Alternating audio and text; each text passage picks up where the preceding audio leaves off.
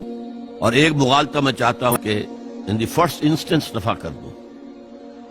عام طور پر اتنی غلط طریقے سے تاریخ بیان ہوئی ہے کہ حضرت عثمان کے عہد خلافت کو سمجھتے ہیں پورا کا پورا عہد خلافت غالباً فتنوں ہی کے اندر تھا اور اختلافات ہی تھے اور خانہ جنگ۔ معاذ اللہ، ایسا نہیں تھا۔ طویل ترین دور جو ہے دور خلافت حضرت عثمان کا ہے۔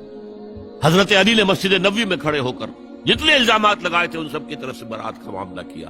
جھوٹ کہہ رہے ہو تم، عثمان پر کوئی غلطی جو ہے، کوئی خیانت ثابت نہیں۔ حضرت معاویہ صحابی ہیں، کاتب وحی ہیں، حضور کے برادر نسبتی ہیں، صالح ہیں، ام حبیبہ بہن ہے ان کی جو حضور کی زوجہ محترمہ ہے، ان کا مقام بہت بلند ہے، لیکن ہم انہیں خلفائے راشدین میں شامل نہیں کرتے، اس لیے کہ ان کا جو خلافت کو اختیار کرنا یا حکومت اختیار کرنا یہ قبائلی عصبیت کی بنیاد پر تھا، باہمی مشورے کی بنیاد پر نہیں تھا۔ حضرت معاویہ نے خط لکھا، او رومی کتے، اگر تو نے دارالاسلام پر حملہ کرنے کی جرت کی تو سن لے کہ علی کی طرف سے لڑنے والوں میں سب سے پہلے معاویہ ہوگا تیرے خلاف۔ اب جو وہاں سے کاؤنٹر ریولوشنری موومنٹ آئی ہے وہ عبداللہ ابن سبا یہودی۔ بعض لوگ آج یہ بھی کہہ دیتے ہیں کہ یہ تو ایک ایسی ہی افسانوی شخصیت ہے، کوئی اس کا وجود ہی نہیں تھا، بڑی زیادتی کرتے ہیں، خاص طور پر ہمارے بعض اہل تشیع یہ کہتے ہیں، حالانکہ ان کی کتابوں کے اندر درج ہے کہ حضرت علی نے عبداللہ ابن سبا اس کے 40 ساتھیوں کو آگ میں زندہ جلوایا۔ رجال کشی کے اندر دیکھ لیجیے لکھا ہوا۔ لیکن چونکہ کچھ لوگوں نے شیعیت کے لیے لفظ سبائیت استعمال کرنا شروع کر دیا، اس لیے وہ ڈیفنس میں کہتے نہیں سبا تو یہ تو افسانوی شخصیت ہے، سبا کوئی تھا ہی نہیں عبداللہ ابن سبا۔ نہیں، عبداللہ ابن سبا ایک شخص تھا یہودی، وہ اسلام کا لبادہ اوڑھ کر آ گیا دارالاسلام میں۔ حضرت عثمان رضی اللہ تعالیٰ عنہ کا ہے۔ اور ایک مغالطہ میں چاہتا ہوں کہ ان دی فرسٹ انسٹنس دفاع کر دوں۔ عام طور پر اتنی غلط طریقے سے تاریخ بیان ہوئی ہے کہ حضرت عثمان کے عہد خلافت کو سمجھتے ہیں پورا کا پورا عہد خلافت غالباً فتنوں ہی کے اندر تھا اور اختلافات ہی تھے اور خانہ جنگ۔ معاذ اللہ، ایسا نہیں تھا۔ طویل ترین دور جو ہے دور خلافت حضرت عثمان کا ہے، 12 سال۔ حضرت ابوبکر کے 2.5 سال، حضرت عمر کے 10 سال، دونوں کو جمع کریں گے تو عثمان کا، اور اس میں 10 سال بالکل اسی شان کے ہیں جو حضرت عمر کے خلافت کے شان، کوئی اختلاف نہیں۔ اور فتوحات کا دائرہ بڑھتا چلا جا رہا ہے، تھمتا نہ تھا کسی سے سیل رواں ہمارا۔ اس کے آخری ایام میں یہ شخص آیا اور اس نے ایک تو یہ کیا کہ پرانی جو قبائلی عصبیت تھی اس کو زندہ کیا۔ خلافت تو بنو ہاشم کا حق ہے، محمد ہاشمی تھے صلی اللہ علیہ وسلم۔ ہاؤ کم یہ ایک بنو امیہ کا شخص کیسے بیٹھا ہے؟ دیکھیے اس شخص نے کتنا انتظار کیا۔ حضرت ابوبکر بنو امیہ میں سے نہیں تھے، لہذا یہ فتنہ اس کے خلاف نہیں ہو سکتا تھا، کیونکہ چشمک جو تھی وہ بنو امیہ اور بنو ہاشم کی تھی، بڑی پرانی تھی۔ یہ بڑے برابر کے یہ دو کلینز جو تھے مد مقابل تھے ایک دوسرے کے، باقی چھوٹے قبیلے تھے، بنو تیم ہیں، بنو عدی ہیں، لیکن مقابلہ تھا بنو امیہ اور بنو ہاشم کا۔ حضرت ابوبکر بنو تیم میں سے، حضرت عمر بنو عدی میں سے، بنو امیہ میں سے حضرت عثمان۔ اب اس کو موقع ملا، اب آیا یہ اموی، یہ بن گیا۔ یہ سب غاصب ہیں، ابوبکر بھی، عمر بھی، عثمان بھی۔ خلافت پہلے دن سے علی کی ہے اور اس کو ملنی چاہیے۔ اس سے آگے بڑھ کر، اور علی تو خدا ہے، انکارنیٹ، گاڈ انکارنیٹ، یہ اس کا عقیدہ جو اس نے پھیلایا۔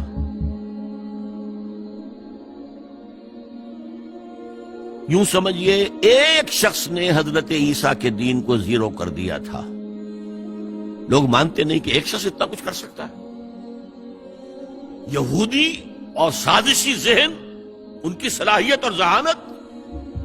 ایک شخص تھا پال، حضرت عیسیٰ کو خدا کا بیٹا بنانے والا، وہ توحید ختم، تسلیس آ گئی.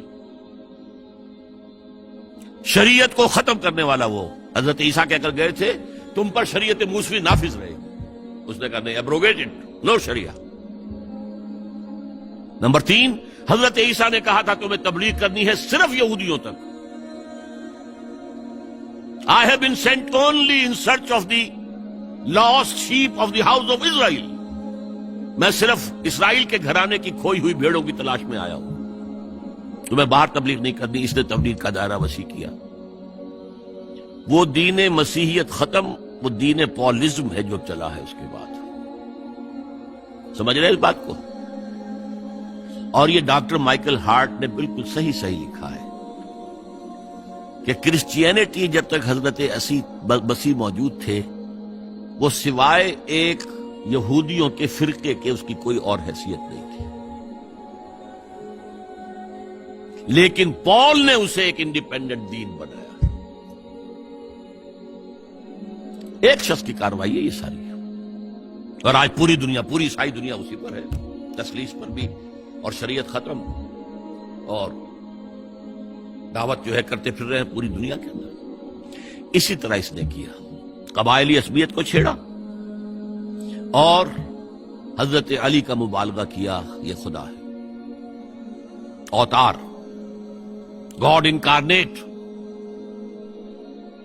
تیسرا کام کیا کیا کہ حضرت عثمان رضی اللہ تعالی عنہ اور ان کے جو عاملین تھے، گورنر کوفے کا ہے، گورنر شام میں دمشق میں ہے، گورنر مصر میں ہے، ان کے خلاف پروپیگنڈا شروع کیا. یہ بیت المال میں خیانت کر رہے ہیں، یہ غبن کر رہے ہیں، یہ اپنے عزیزوں کو جو ہے پال رہے ہیں، ان کو دے رہے ہیں، وہ اقربا پروری کر رہے ہیں، اور یہ کر رہے ہیں. اور ٹیکنیک کیسی عجیب. کوفے میں کوفے کے گورنر کے خلاف بات نہیں کریں گے، دمشق اور مصر کے گورنر کے خلاف بات کریں گے. اب کہاں دنیا کے پاس ذرائع تھے کہ کوئی ویریفائی کرے بھئی یہ بات صحیح ہے کہ نہیں ہے، غلط ہے؟ نہ کوئی ذرائع رسل و رسائل ہے. اور اگر آپ کوفے میں کھڑے ہو کر عثمان نے یہ کر دیا، عثمان نے یہ کر دیا، عثمان نے یہ کر دیا، یہ کر دیا، اب کون اس کو جو ہے اس کی تحقیق کر سکے گا؟ دمشق میں گئے ہیں تو دمشق کے گورنر کے خلاف کچھ نہیں، عثمان کے خلاف، اور کوفے کے گورنر کے خلاف، اور مصر کے گورنر کے خلاف. مصر میں گئے ہیں تو اس کے خلاف کچھ نہیں، دمشق اور کوفے کے گورنر کے خلاف اور عثمان کے خلاف. اور پھر ہر طرف سے بلوائیوں کو لا کر گھیراؤ کر لیا حضرت عثمان کے گھر کا. یہ تحریک ہے جو بہت زبردست کامیابی سے ہمکنار ہوئی. یہودی سازش. اب تمام صحابہ کہہ رہے ہیں حضرت عثمان سے کہ آپ ہمیں موقع دیں کہ ہم ان کا سر کچل دیں. آپ فرماتے ہیں نہیں، یہ مجھ پر الزام لگا رہے ہیں نا، میں وضاحت کرتا ہوں. اپنے گھر کی چھت کے اوپر کھڑے ہو کر آپ نے کہا دیکھو یہ میں نے نہیں کیا، یہ میں نے نہیں کیا، میرے یہ احسانات بھول گئے ہو. حضرت علی نے مسجد نبوی میں کھڑے ہو کر جتنے الزامات لگائے تھے ان سب کی طرف سے برات کا معاملہ کیا.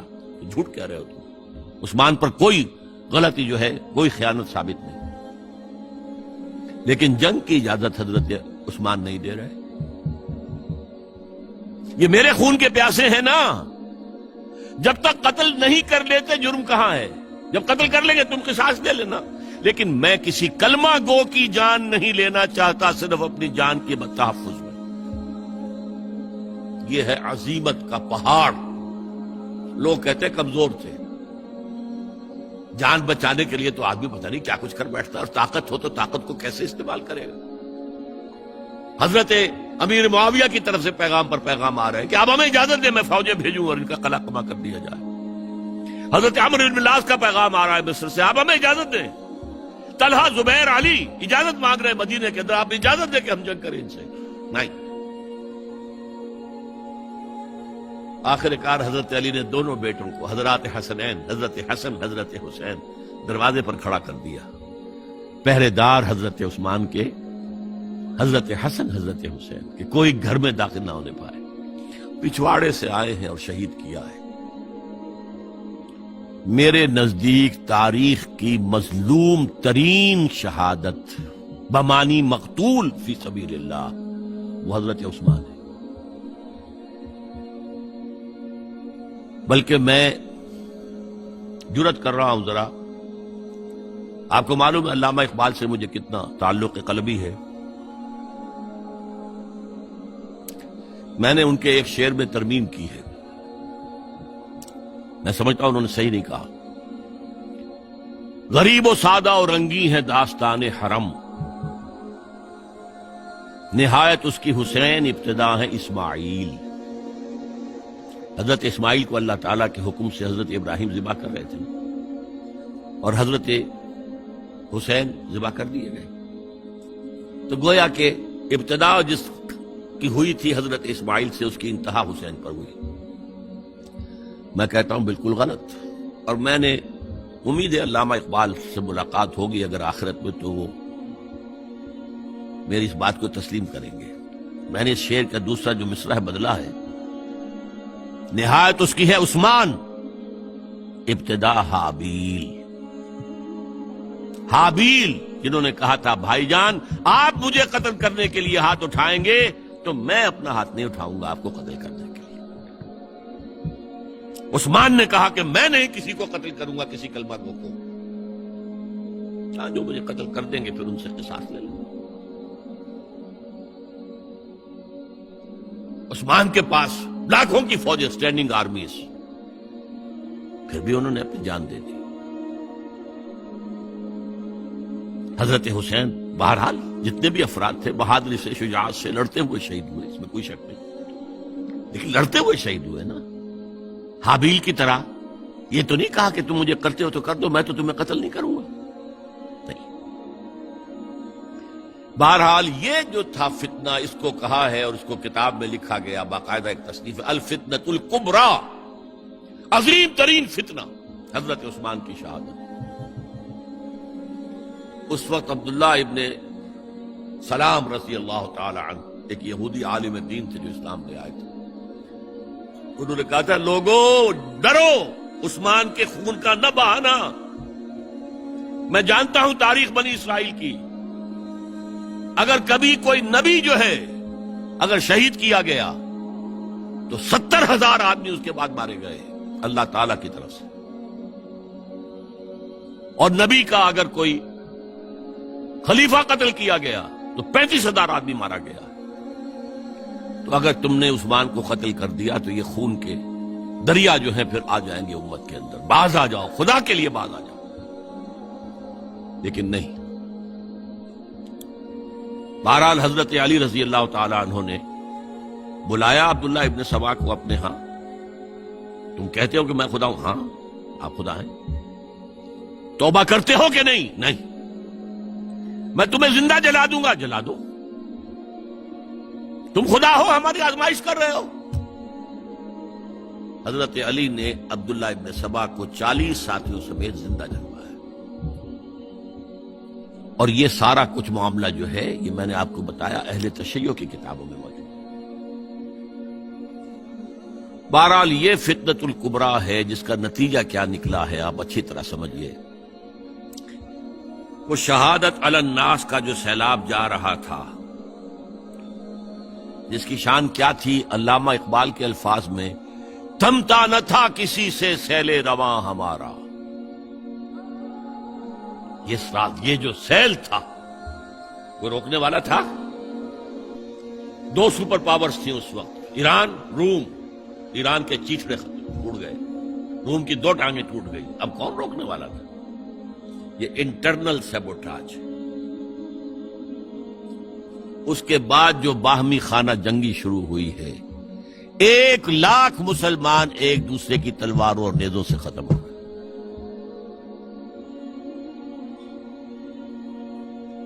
عبداللہ ابن سلام نے کہا تھا 70,000، یہاں 1 لاکھ ہو گئے.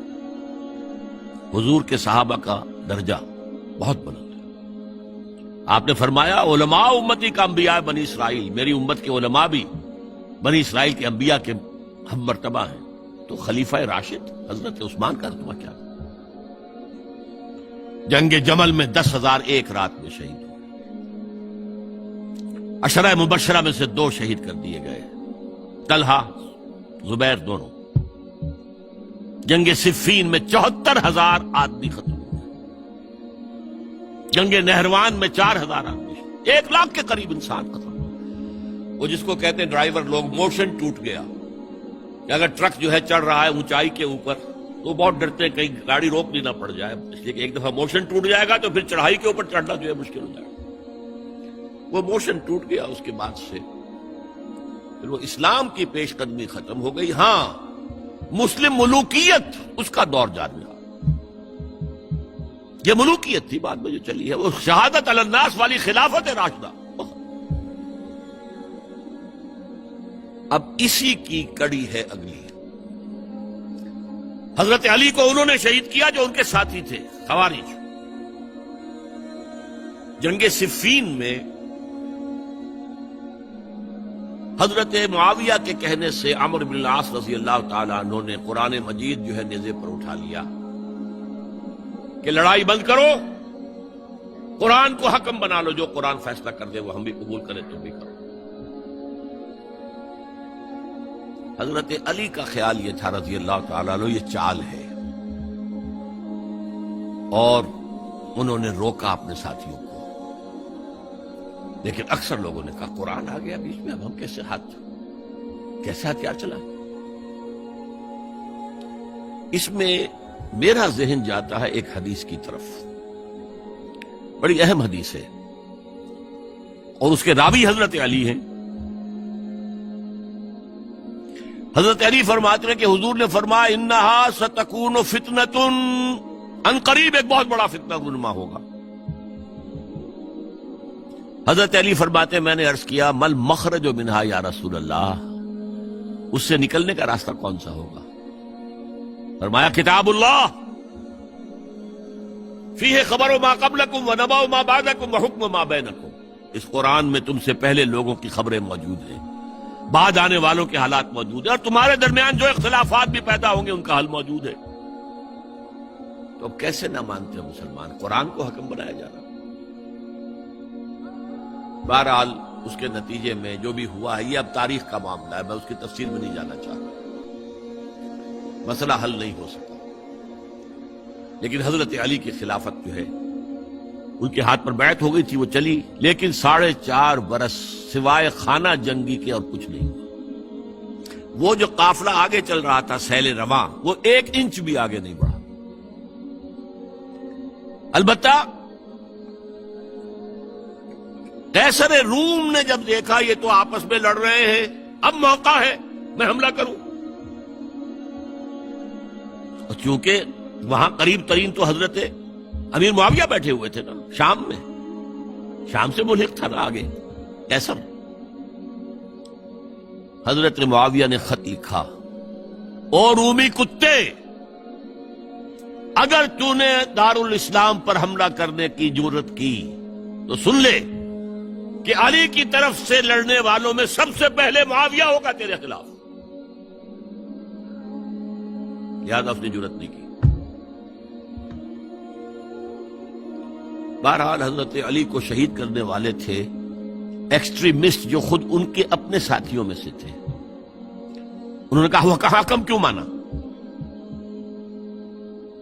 ان الحکم الا للہ، اللہ کے سوا کسی کا حکم نہیں، قرآن حکم نہیں ہے، کیوں مانا تم نے؟ اور اگر مانا تھا تو اب حکم کے بعد کیوں نہیں مانتے؟ چھوڑ دو خلافت۔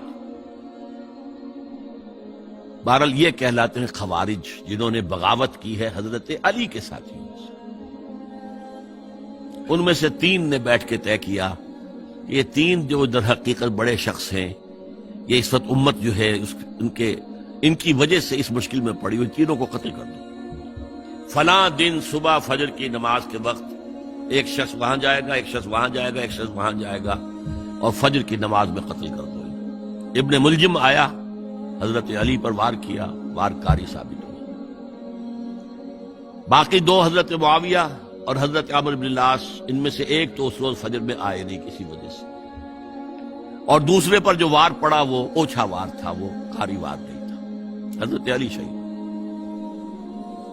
اس کے بعد حضرت حسن کی خلافت ہوئی 6 مہینے، لیکن اب جب جنگ کا معاملہ ہوا تو حضرت حسن نے دستبرداری اختیار کر لی، حضرت معاویہ کو تسلیم کر لیا خلیفہ۔ حضرت معاویہ صحابی ہیں، کاتب وحی ہیں، حضور کے برادر نسبتی ہیں، صالح ہیں، ام حبیبہ بہن ہے ان کی جو حضور کی زوجہ محترمہ ہے، ان کا مقام بہت بلند ہے، لیکن ہم انہیں خلفائے راشدین میں شامل نہیں کرتے، اس لیے کہ ان کا جو خلافت کو اختیار کرنا یا حکومت اختیار کرنا یہ قبائلی عصبیت کی بنیاد پر تھا، باہمی مشورے کی بنیاد پر نہیں تھا۔ لیکن 20 سال تک ان کا دور حکومت ہے اور کوئی خون ریزی نہیں، کوئی غارت گری نہیں، کوئی اختلاف نہیں، کوئی بغاوت نہیں، کوئی جھگڑا نہیں۔ مدبر اس درجے کے تھے۔ اب آئیے آخری سٹیج آئی، حضرت معاویہ کو مشورہ دیا گیا۔ مغیرہ ابن شعبہ ایک بزرگ صحابی تھے کہ دیکھیے جناب امیر، مسلمانوں میں اختلاف ہوا، 4.5 سال 5 سال خانہ جنگی رہی، اب اگر پھر معاملہ آپ کے انتقال کے بعد ایسے ہی چھوٹ گیا تو اختلافات ہوں گے، جھگڑے ہوں گے، مختلف دعوے دار سامنے آئیں گے، جنگیں ہوں گی، پھر دوبارہ جو ہے فساد ہو جائے گا۔ آپ کسی کو نامزد کر دیجیے، اور پھر مشورہ دیا اپنے بیٹے یزید کو نامزد کر دیجیے۔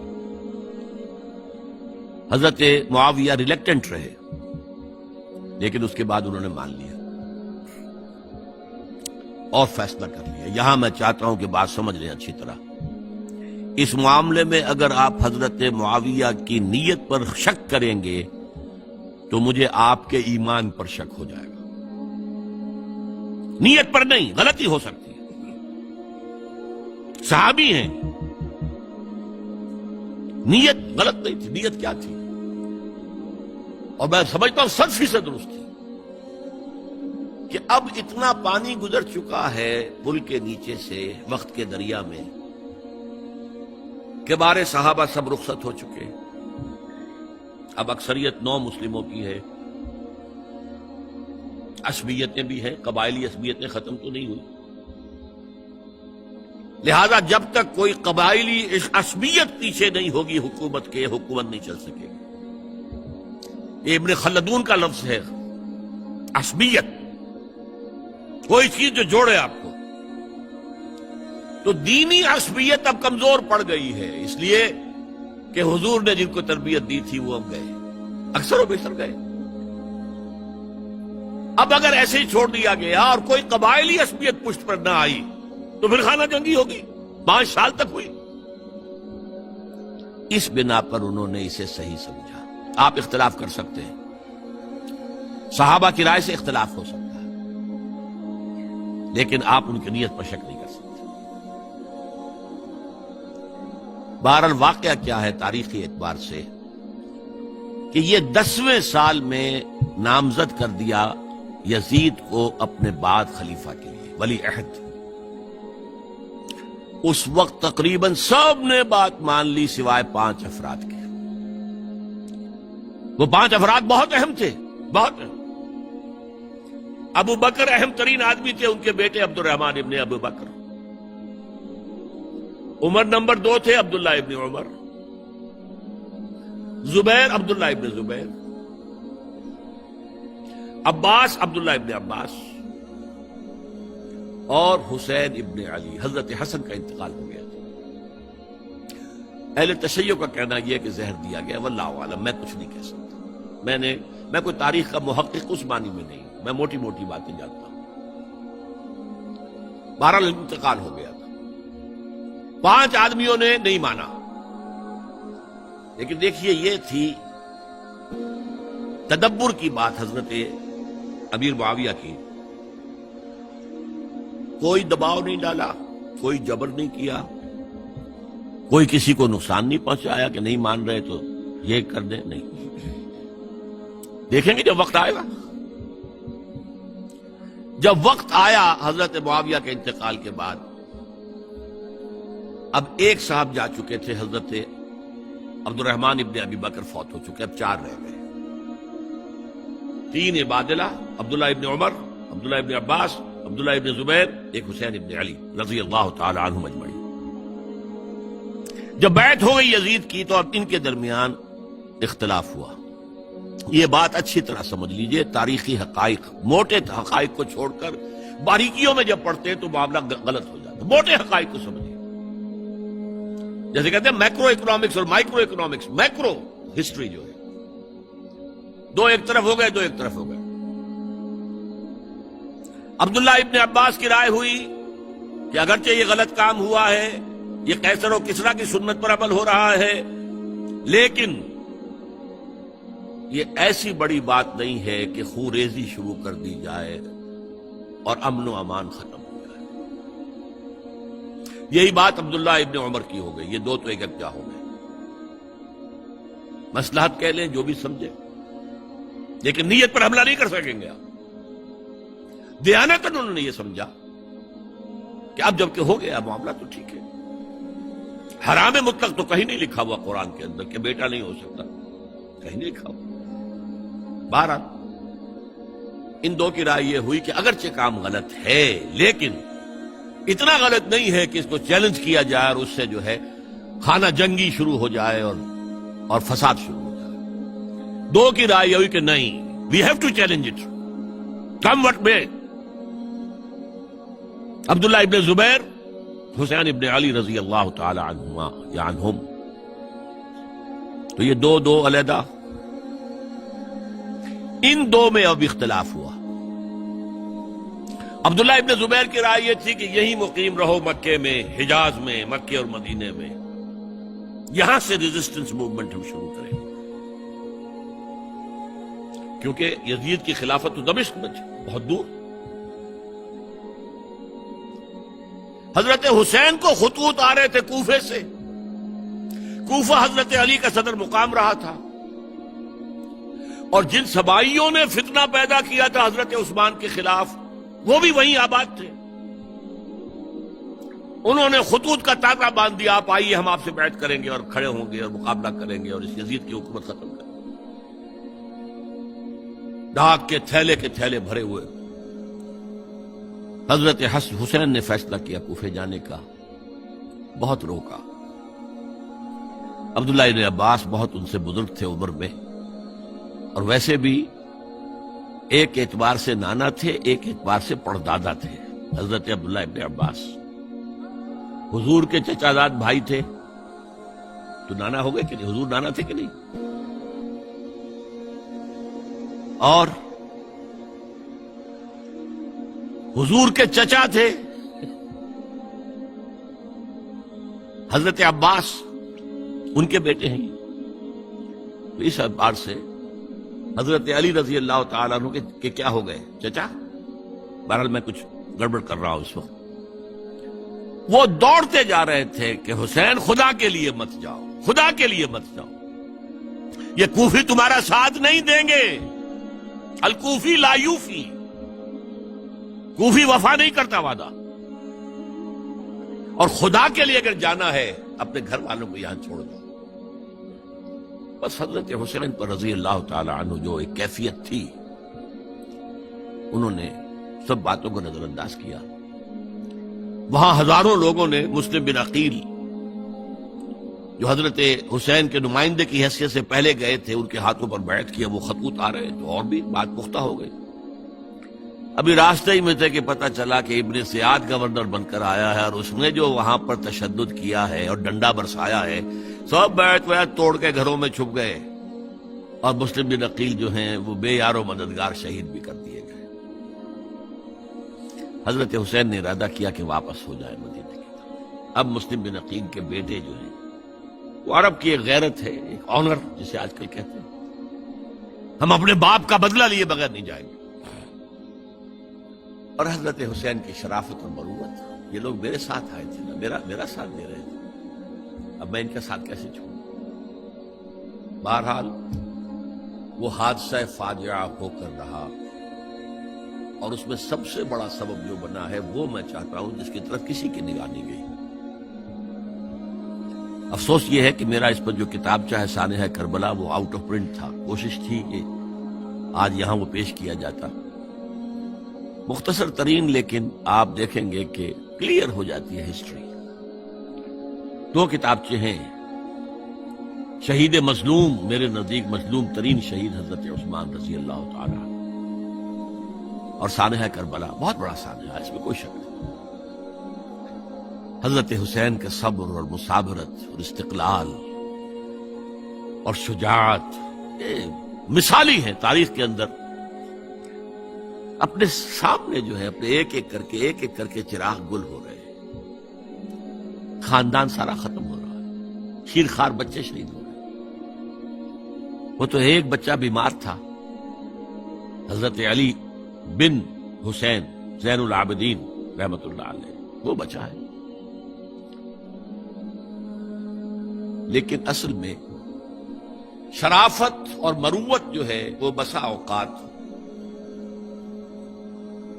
اپنی شرافت کی وجہ سے مار کھا جاتی ہے۔ حضرت حسین سے میرے نزدیک یہ ایک اسٹریٹجک مسٹیک ہوئی کہ جب کوفیوں کا لشکر سامنے تھا تو وہاں کھڑے ہو کر ایک ایک کا نام لے گا، فلاں ابن فلاں کیا تم نے مجھے خط نہیں لکھا تھا؟ اے فلاں ابن فلاں کیا تم نے مجھے خط نہیں لکھا تھا؟ سب کے راز فاش کر رہے ہیں۔ اور دیکھو یہ میرے پاس یہ تھیلے بھرے ہوئے تمہارے خطوں کے موجود ہیں، تم نے مجھے بلایا اور میں آیا۔ یہ بات تھی جس کی بنا پر اب ان کے لیے کوئی چارہ نہیں تھا کہ انہیں شہید کر دیں، ورنہ تو یہ ہمارا بھانڈا پھوڑ دیں گے جا کر یزید کے پاس، تو ہماری کھالیں کھنچ جائیں گی۔ یہی وجہ ہے کہ حضرت حسین نے 3 آفرز کی، مجھے واپس مدینے جانے دو، نہیں، مجھے یزید کے پاس جانے دو، نہیں، مجھے کہیں اسلامی سرحد پر بھیج دو، میں وہاں پر کافروں سے جنگ کرتے ہوئے زندگی ختم کر لوں گا، نہیں، ہیئر اینڈ ناؤ بیعت کرو۔ یہ حضرت حسین کی شرافت، غیرت، حمیت، مروت اس کے خلاف تھا، لہذا انہیں شہید کیا گیا اور پھر خیموں کو آگ لگائی گئی۔ یہ نوٹ کیجئے کیوں لگائی گئی۔ اگر تو یہ غصے اور انتقام میں اور وینجینس میں ہوتا تو حضرت علی بن حسین زین العابدین کو بھی شہید کرنا چاہیے تھا، نہیں کیا۔ اگر یہ اس طرح کا معاملہ ہوتا تو خواتین کی بے حرمتی ہوتی، نہیں ہوئی۔ یہ خیمے کیوں جلائے؟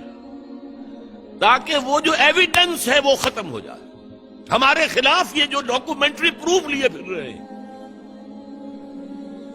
خیمے جلیں گے اور یہ تھیلے بھی جل جائیں گے اور یہ خود بھی جل جائیں گے اور ہم بچ جائیں گے۔ یہ ہے میرا تجزیہ۔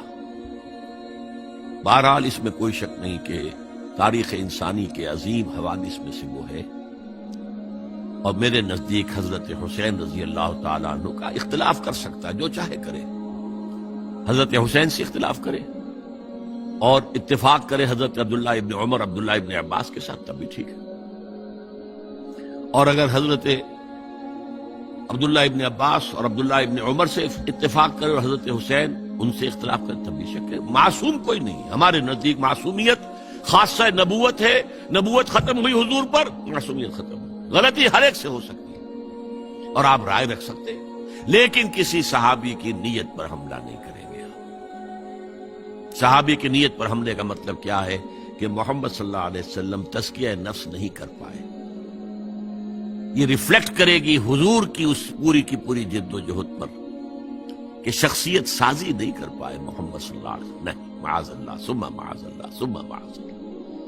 حضرت حسین کو یاد کر لیں، حضرت عثمان کو یاد کر لیں، ان کے لیے کوئی رنج اور غم کا اظہار کر لیں، اس سے کچھ حاصل نہیں ہے۔